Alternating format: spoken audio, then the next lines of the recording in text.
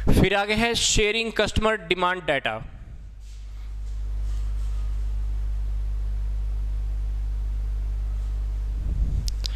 तो sharing customer demand data across the supply chain can help the reduce the, कुछ effect हमारे कम हो जाते हैं जिससे हमें कस्टमर की डिमांड के बारे में पता चल जाता है। इससे हमारी कॉस्ट हमारी कम हो जाती है, डिस्टॉर्शन कम हो जाती है और कहीं ना कहीं हम प्रोडक्ट सही तरीके से कस्टमर तक पहुंचा सकते हैं।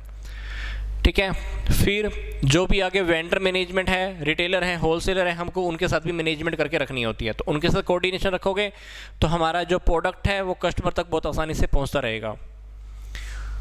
ठीक है,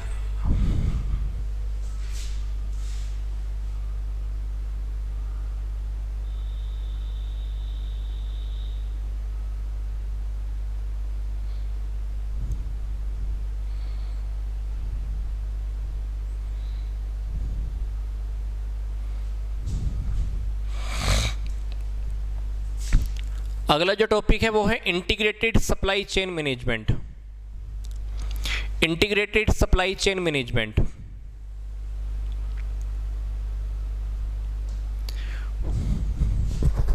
कहता है कि अगर अपने को मार्जिन्स की बात करें, कंपटीशन की बात करें, या हमारा जो ब्रांड्स के अंदर, ब्रांड्स भी आजकल हमारी कंपनी में मिलते जा रहे हैं, प्रॉफिट हमारे कम होते जा रहे हैं, मार्जिन हमारे कम होते जा रहे हैं, कंपनीज नई नई आती जा रही हैं सप्लाई चेन के अंदर।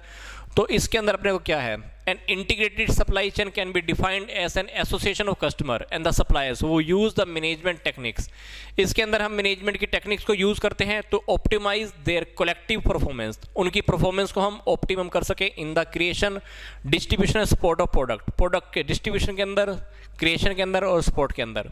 The supply chain is the network of suppliers. Supply chain क्या है, सप्लायर्स का नेटवर्क का एक चेन है, फैक्ट्रीज का, वेयर हाउस का, डिस्ट्रीब्यूशन सेंटर का, रिटेलर्स का, through which raw material are acquired, transformed and deliver to the customer. ये बात मैंने आपको पहले भी बता दी फर्स्ट 2-3 स्लाइड्स में भी। तो इसमें हम सप्लायर्स को भी लेकर चलने वाले हैं, factories, warehouses, distribution centre, retailers को, जिसके अंदर हम क्या लेके चलते हैं, रॉ मटेरियल को हम क्या करते हैं, ट्रांसफॉर्म करते हैं, और कस्टमर तब क्या करते हैं, डिलीवर करते हैं। तो integrated supply chain tend to recognise that all the party should benefit from the relationship on the sustainable long term basis and are characterised by the partnership with the extensive and the open communication. तो इसके अंदर हम बहुत लंबे वक्त के लिए सोच के चल रहे हैं, लोगों से हमारे जो रिलेशनशिप है वो बने रहें, इसके अंदर हमारा उनसे कम्युनिकेशन होता रहे, कुछ कुछ ऐसी सी बातें हम लेके चल रहे हैं। तो in addition these partner are aware of की activities at all integrated manner. Chain के अंदर जितने भी हैं उनके अंदर हमको ध्यान रखना चाहिए। तो परफॉर्मेंस को ऑप्टिमाइज करने के लिए supply chain function must operate in an integrated manner. वो काम इस तरीके से होना चाहिए कि हमारी परफॉर्मेंस अच्छे से अच्छे हो पाए। तो goal of integrated supply chain include higher profit. Integrated supply chain के जो गोल है, उसका जो टारगेट है वो क्या है, higher profit and the reduced risk. Risk को कम करना, मतलब जितनी भी पार्टिसिपेंट्स हैं सप्लाई चेन के अंदर, जितने भी पार्टिसिपेंट्स हैं, हम उनके रिस्क को कम करना चाहते हैं, प्रॉफिट को मैक्सिमम करना चाहते हैं। तो ट्रेडिशनल अनमैनेज्ड और minimally manage supply chain is characterised by the following.